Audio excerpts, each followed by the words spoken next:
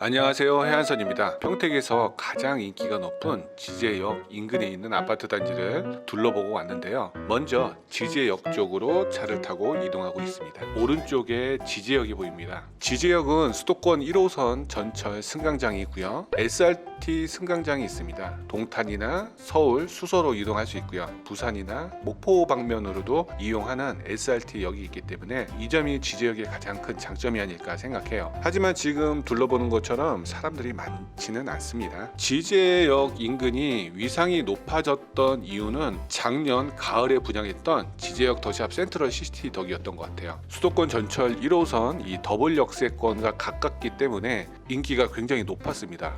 사실 저도 여기 처음에 분양할 때 그때 당시 평택 전역이 부동산 경기가 굉장히 안 좋았거든요. 여기 분양했을 때 분양가를 보고 잘 될까 하는 의문이 들었고요. 이달도 잘하면 나겠다라고 생각했는데 제 생각과 완전히 다르게 평택이 지제 더샵 센트럴 시티 이후로 완전히 반전이 됐어요. 어떻게 보면 지제 더샵 센트럴 시티가 평택 부동산을 올라가게 했던 트리거가 됐던 단지입니다. 지제역 더샵 센트럴 시티는 2022년 5월 입주고요. 세대수는 1999세대, 2000세대에서 한 세대 부족하네요. 지제 역세권 인근에서 가장 가격도 비싸고 프리미엄도 높은 대장 단지라고 할 수 있겠네요. 더샵 센트럴 시티의 최대 장점 중에 하나가 이마트와 슬리퍼 생활권입니다. 장 보러 가기도 편할 것 같고요. 마트가 단지에 붙어 있다면 되게 좋을 것 같아요. 문화센터 같은 것도 있겠죠.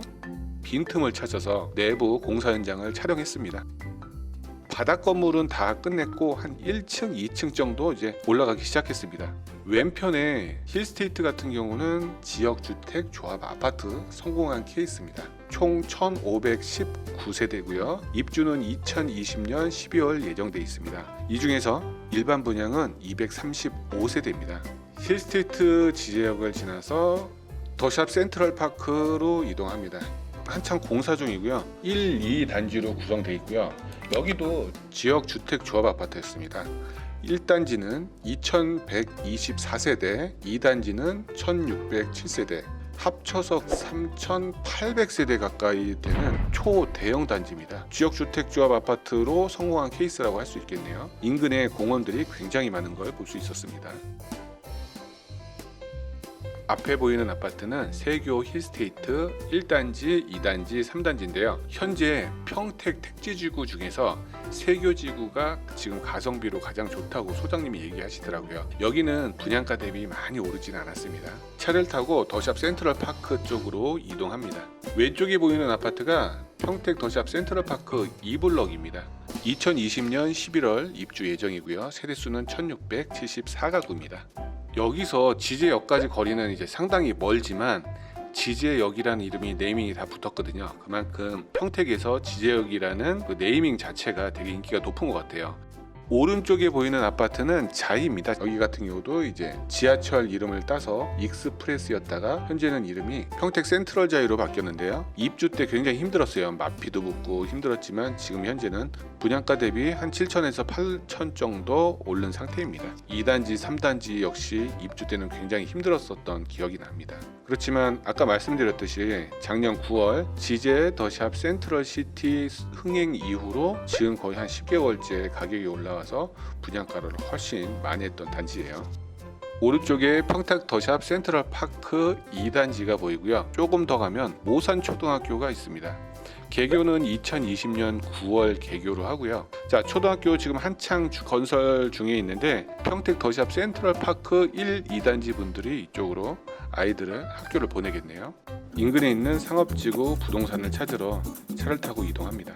부동산 소장님과 나눴던 얘기를 해드릴게요. 현재 기준으로 지제역과 가까울수록 아파트 가격이 높다라는 이야기를 해주셨고, 그 중에서 가장 인기 있는 단지는 처음에 봤었던 지제 더샵 센트럴 시티입니다. 이게 평택 부동산 시장의 트리거가 됐다고 말씀드렸죠. 지금 현재 형성된 프리미엄은 최하 1억 5천에서 2억 5천까지 프리미엄이 굉장히 높게 형성되어 있는 상태고요. 근데 문제는 이게 프리미엄이 너무 높은 상태에서 조정 대상 지역으로 지정되다 보니까 양도세 부분 때문에 쉽게 매물이 나오지 않는다고 하네요. 그래서 현재 나온 매물도 굉장히 작다고 얘기합니다.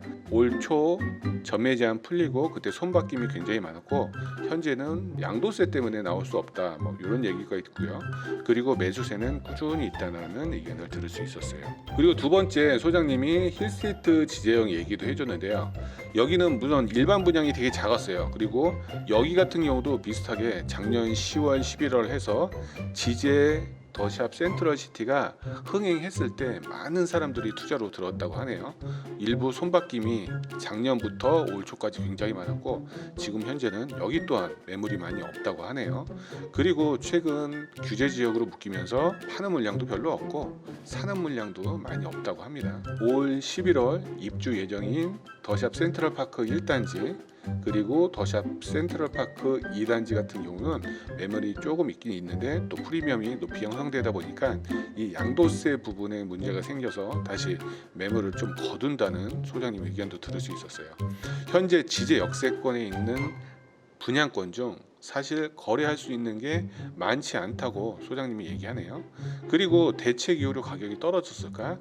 아직까지는 지제 역세권 쪽은 특히도 가격 떨어진 게 크게 보이지 않는다. 다른 지역보다 좀 더 버틴다라고 할 수 있겠네요. 그렇게 소장님도 얘기해 주셨고 제가 봤을 때도 와 여기 지도에서 보는 거랑 직접 현장에 봤던 거랑 굉장히 많이 틀리다는 걸 알 수 있었고요. 그리고 제가 생각했던 지제 더샵 센트럴 파크 쪽이 와 이게 조용하면서도 공원이 잘 갖춰져 있고 제가 봤을 때 실거주 면적에서 굉장히 우수하다고 생각했어요. 그리고 여기도 뭐니 해도 현재는 가장 인기 있는 단지는 말씀드렸던 지제역과 가장 가까운 쪽이 인기가 가장 높다고 얘기합니다.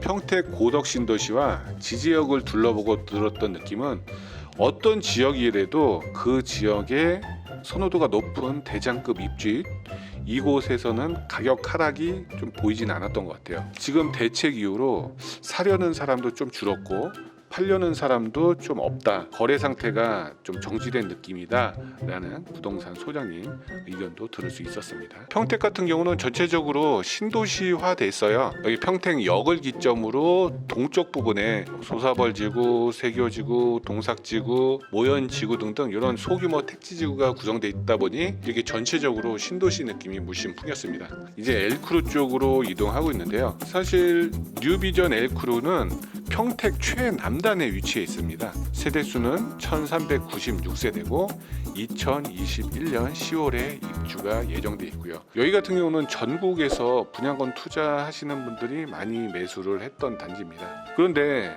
617 대책, 710 대책이 나오다 보니까 똘똘한 한 채라는 인식이 강해졌는지 특히 매물이 많이 나온 걸 확인할 수 있었습니다. 호가는 최고 84, 프리미엄이 약 5천에서 6천만 원까지 갔다가 지금 거의 한 2, 3천이 떨어질 정도로 다른 지역보다 급격히 가격이 떨어졌습니다. 아무래도 투자 수요가 많다 보니까 그분들이 매물을 한 번에 내놓다 보니까 그렇게 가격이 좀 낮아진 것 같아요.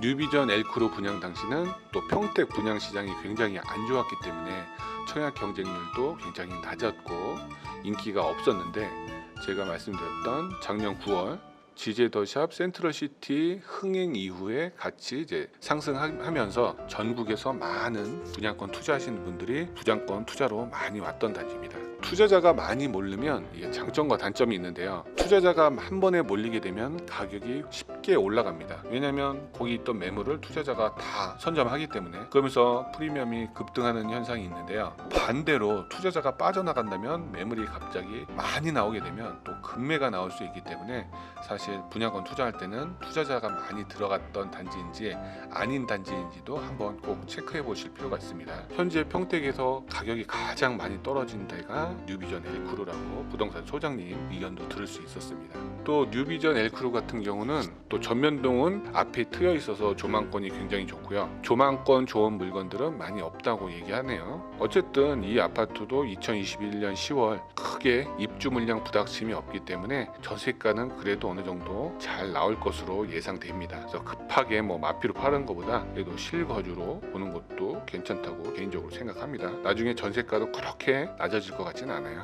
자, 이상으로 평택 지제역을 거쳐서 지제 더샵 센트럴시티, 힐스테이트 지제역, 더샵 센트럴파크, 지제 더샵 센트럴파크까지 이름이 다 비슷비슷해서 외우기 힘든데요. 여기까지 다 둘러보고 뉴비전 L크루까지 돌면서 평택 임장을 마쳤는데요. 평택 임장을 마치면서 들었던 생각은 선호도 있는 지역 같은 경우는 우선 매물이 작아요. 매물이 작고 좀 버틴다는 느낌이 들었고, 또 투자자들이 많이 들어갔던 지역은 위기 때 대책이 나왔을 때 가격 하락폭이 크게 작용한 것을 볼 수 있었어요. 여기 계신 분들도 나중에 내 집 마련하거나 분양권을 살 때 꼭 이왕이면 입지 좋은 쪽이, 선호도가 높은 쪽이 좋지 않을까 하는 개인적인 생각도 좀 듭니다. 물론 뉴비전 L크루도 충분히 괜찮은 단지라고 할 수 있어요. 이렇게 평택 임장을 끝내고 다음은 안성으로 이동했고요. 다음 편에는 안성 부동산 시장, 여기는 평택보다 더 변화폭이 큰 것 같아요. 그 점에 대해서 얘기해 드릴게요. 스타필드도 가봤고 이트리니티, 그리고 안성 공도에서 인기가 제일 높은